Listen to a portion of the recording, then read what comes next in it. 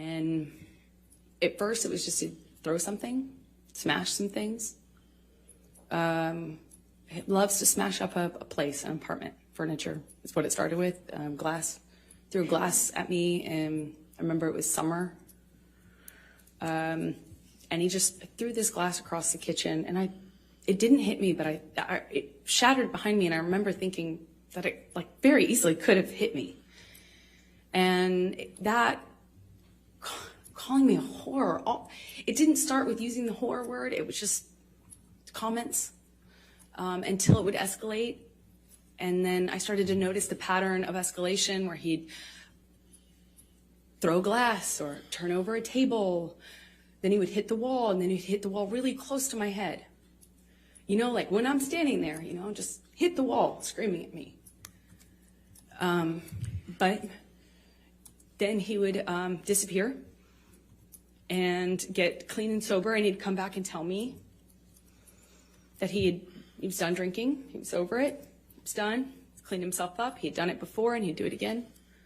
And then he would go back to this like wonderful, like almost like just unreal, like but real, you know, but unbelievably nice, sensitive, kind, warm, generous, interesting, funny man that I loved. And he would make me feel so loved, like I would feel so distant from that thing that was so scary that I would not even recognize it too. And that was how, you know, our relationship kind of started to develop in that first year. Do you remember the first time that he physically hit you? Yes. Please tell the jury about it.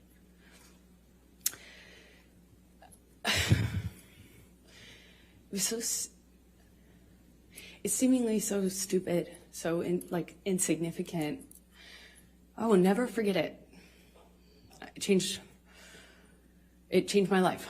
I was sitting on the couch, and we were talking. We were having a normal conversation, you know, just there was no fighting, no argument, nothing.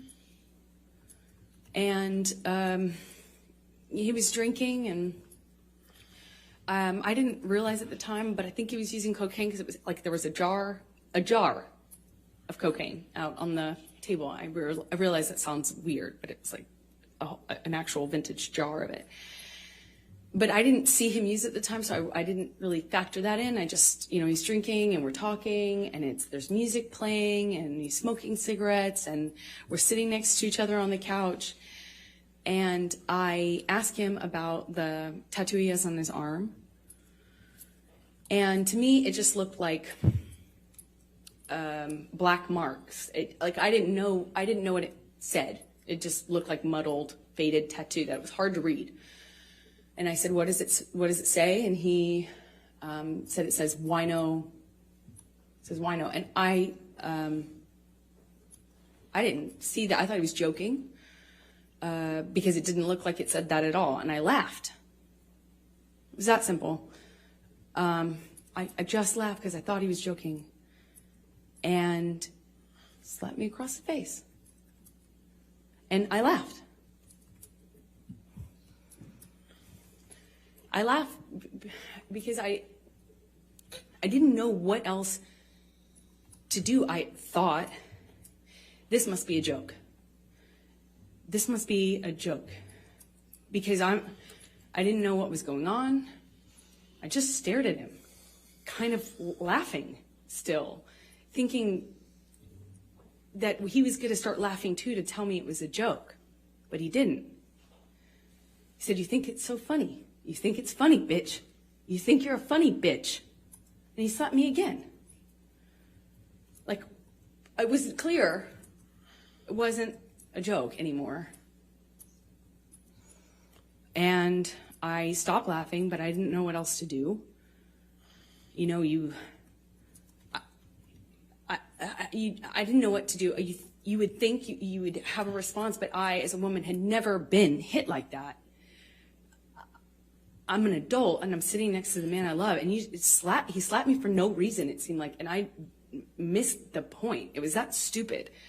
Second slap, I know he's not kidding, but I don't know what else to say or do, so I just stared at him. I didn't say anything. I didn't react.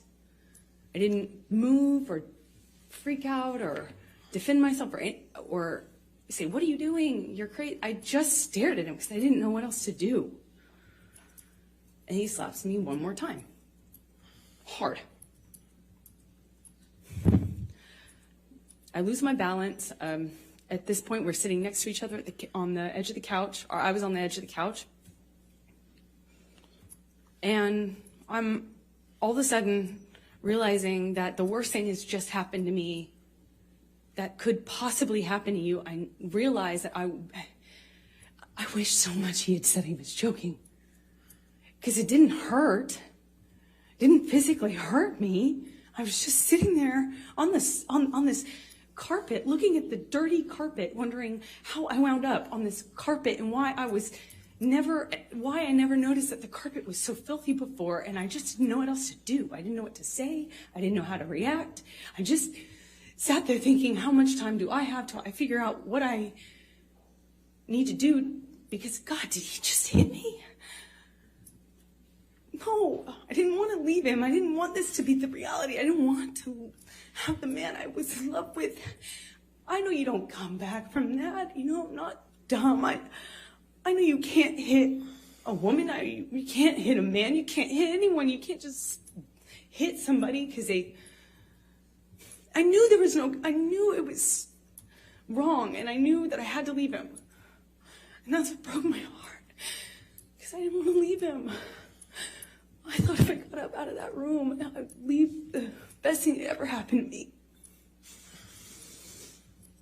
And I wish I could sit here and say I stood up and I walked out of that house and I drew a line and I stood up for myself. But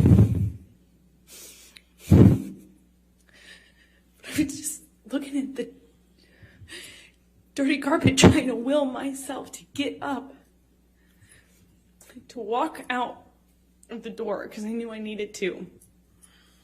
And I really slowly, I stood up, and I remember looking at him in the eye and just looking at him, frankly, because I didn't know what else to do.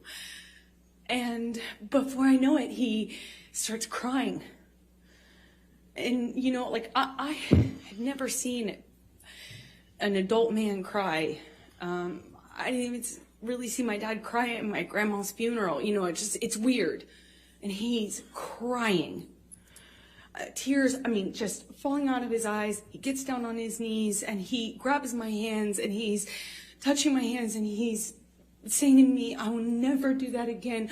I'm so sorry, baby. I put the fucker away. I thought I killed it and it's done. I thought I put the monster away and I've done it before. It's done.